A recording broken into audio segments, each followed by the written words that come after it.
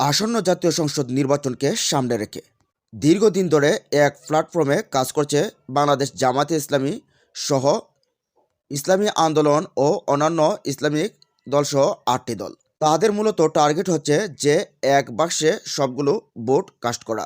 এখানে এক দলের প্রার্থী থাকবে, অন্য দলের প্রার্থী সেখানে দেওয়া হবে না। তবে শেষ মুহূর্তে এসে আসন সমঝোতা নিয়ে জটিলতায় পড়ছে জামায়াত ইসলামী ও ইসলামী আন্দোলন সহ ৮ দল।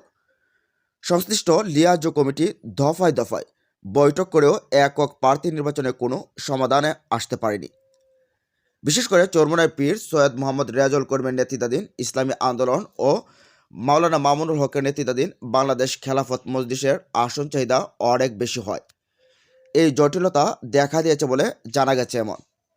এমনকি চাহিদা মতো আসন না পেলে এই সমঝোতা প্রক্রিয়া থেকে বের হয়ে আলাদা প্ল্যাটফর্ম গড়ার আভাসও দিয়েছে এ দুটি দল। এ ধরনের উদ্যোগের পেছনে বিশেষ কোনো মহলের আশ্বাস থাকতে পারে বলে মনে করছেন অনেকে। এদিকে আসন সমঝোতা নিয়ে ৮ দলের জটিলতার মধ্যে নতুন করে আলোচনা এসেছে এনসিপি। জামায়াতের সঙ্গে নির্বাচনে অংশ নিতে তাদেরও অন্তত অর্ধশত আসনের প্রত্যাশা রয়েছে। সমঝোতা হলে তাদের জন্য সবাইকে আরও ছাড় দিতে হবে। এছাড়া আরও কিছু দল আসন সমঝোতার জন্য যোগাযোগ করছে বলে জানা গেছে। সব মিলিয়ে জামায়াত সংশ্লিষ্ট এই নির্বাচনী সমঝোতা নিয়ে নতুন মেরুকরণ সৃষ্টি হয়েছে। সূত্রমতে আসন্ন জাতীয় সংসদ নির্বাচনে আসন সমঝোতার ভিত্তিতে অংশগ্রহণের জন্য দীর্ঘদিন ধরে প্রক্রিয়া চালাচ্ছে জামায়াত ইসলামী, ইসলামী আন্দোলন, খেলাফত মজলিস, বাংলাদেশ খেলাফত মজলিস, খেলাফত আন্দোলন, নেজাম ইসলাম পার্টি, জাকপা ও বাংলাদেশ ডেভেলপমেন্ট পার্টি। ইসলামী দলগুলোর ভোট এক বাক্স নিয়ে সরকার গঠনেরও টার্গেট এগোতে চায় তারা। তবে শেষ মুহূর্তে এসে আসন সমঝোতা নিয়ে জটিলতায় সেই উদ্যোগ প্রশ্নের মুখে পড়েছে। জানা গেছে ইসলামী আন্দোলন ও বাংলাদেশ খেলাফত মজলিসের চাহিদা মতো আসন সমঝোতা নিয়ে সংশ্লিষ্টদের বেশ চাপের মধ্যে রয়েছে জামায়াত ইসলামী। অন্যদের চাহিদা পূরণ করলে জামায়াতের আসন অনেক কমে যাচ্ছে।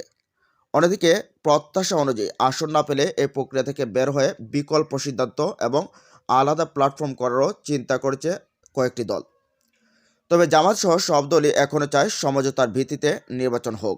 এর মধ্যে জামায়াতের কাছ থেকে ইসলামী আন্দোলন চরমোনাই চেয়েছে ১০০টি আসন। অপরদিকে জামায়াত ইসলামীর কাছে মামুনুল হকের খেলাফত মজলিস ২৫ থেকে ৩০টি আসন চায় এবং অন্যান্য দলগুলো এরকম দাবি রয়েছে। এক্ষেত্রে জামায়াতকে বেশি ছাড় দেওয়ার কথা বলছেন অন্যরা।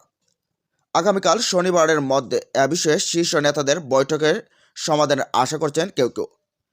আর এদিন সমাধান না হলে মনোনয়ন ফরম প্রত্যাহার পর্যন্ত অপেক্ষা করতে হবে বলে সংশ্লিষ্টরা জানিয়েছেন।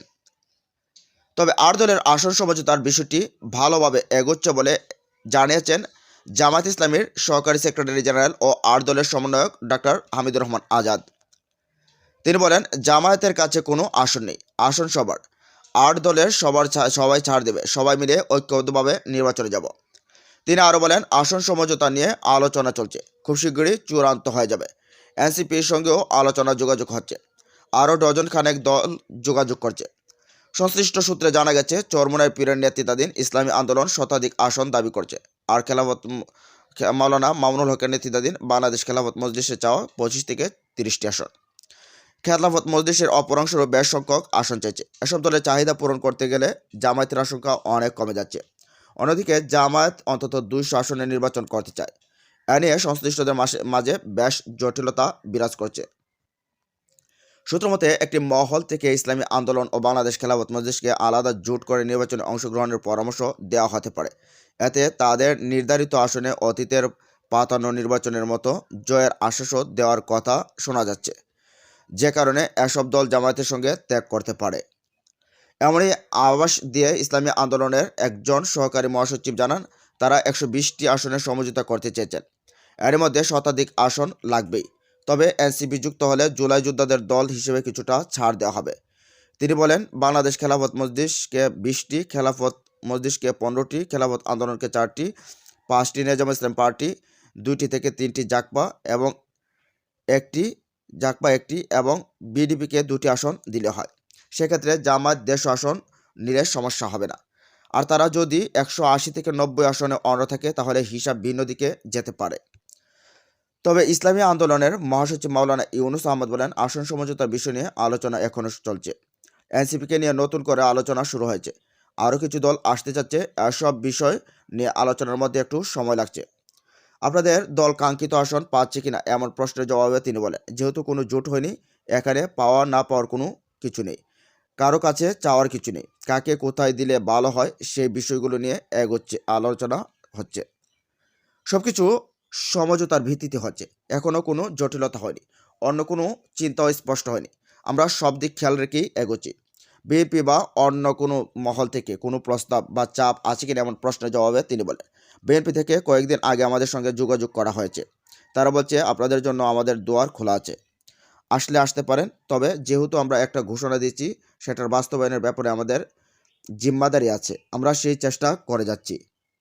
সমঝোতা নিয়ে কিছুটা অনিশ্চয়তার কথা জানিয়েছেন বাংলাদেশ খেলাফত মজলিসের শীর্ষ নেতা। বলেন, আমরা 8 দলের আসন সমঝোতা ঐক্য অটুট রাখতে চাই, তবে তা অবশ্যই আমাদের দলের সম্মান মর্যাদা বজায় রেখে। এজন্য জামায়াতকে বেশি ছাড় দিতে হবে। সমাজজনক আসন না পেলে বিকল্প চিন্তা করা হবে।